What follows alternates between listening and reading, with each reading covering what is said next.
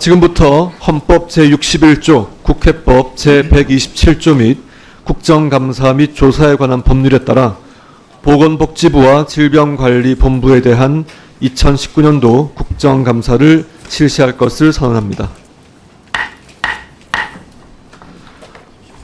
국정감사는 국정운영 전반에 관한 실태를 정확하게 파악함으로써 입법 활동과 예산안 심의에 필요한 정보를 얻고 나아가 주요 국정 현안에 대한 바람직한 대안을 제시하여 국정 운영의 효과성을 제고하고자 우리 헌법이 국회에 부여한 주요한 권리이자 의무입니다. 감사를 시작하기에 앞서 먼저 이번 국정감사 수감 준비에 노고가 많으신 여러 위원님들과 수감기관인 보건복지부 박능후 장관님 그리고 정은경 질병관리본부장을 비롯한 관계 공무원 여러분들께 감사와 격려의 말씀을 드립니다.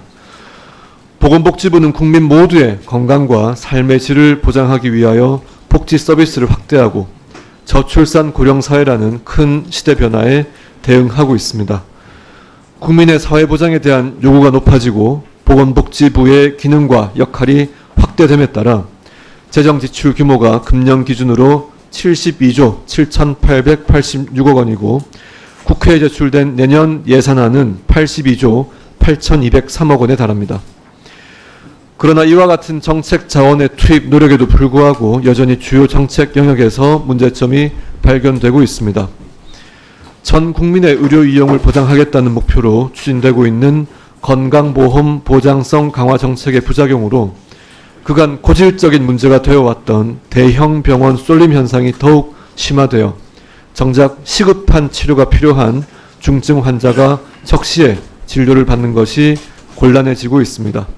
또한 건강보험 재정의 안정성도 크게 위협받아 2018년에는 2010년 이후 8년 만에 1,778억 원 적자를 기록하고 금년에는 무려 3조 1,636억 원의 건보재정 적자가 발생할 것으로 예상되고 있습니다. 이뿐만 아니라 상급 종합병원 42곳 중 21곳이 수도권에 집중되어 있으며 국민 1000명당 의사 수가 전국 평균 2명 대비 서울은 3명으로서 의료 서비스 영역에서도 지방에 대한 차별이 발생하고 있습니다. 따라서 공공병원의 지방 확충 등 공공의료 영역에서의 지원이 절실한 상황이라 하겠습니다. 정부는 바이오 및 디지털 헬스 산업을 3대 중점 산업으로 선정하고 4대 공공기관에 빅데이터를 연계하여 공익적 연구를 하도록 하는 플랫폼을 개통하고 데이터 중심 병원 사업을 추진하고 있습니다.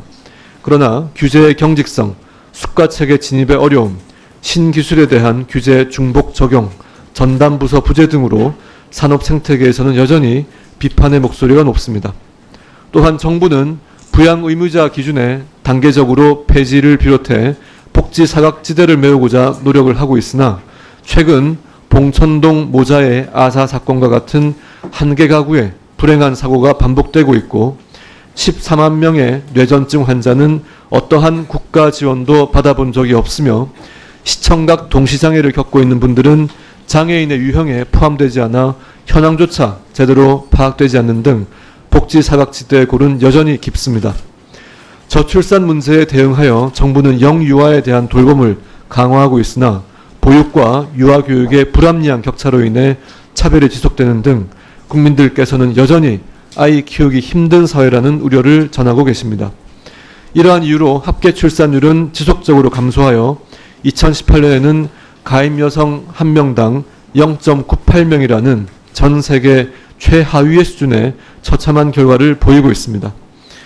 고령사회에 대비하기 위하여 노후소득 보장과 국민연금 재정 안정성의 조화라는 막중한 책임을 진 정부가 사회적 합의를 통한 개혁 방안 도출이라는 미명하에 국민연금 개혁에 필요한 귀중한 시간을 1년이나 허비하는 등 책임을 방기하고 있는 점도 깊게 생각해 보아야 합니다.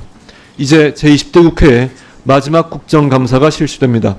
위원님들께서는 국민들께서 우리 보건복지위원회에 부여해 주신 무거운 책임을 다시 한번 되새기시며 우리가 직면한 보건복지 분야의 주요 문제들을 정부가 더욱 효과적으로 풀어낼 수 있도록 미래지향적인 비판과 따뜻한 응원을 함께 해주시기를 당부드립니다.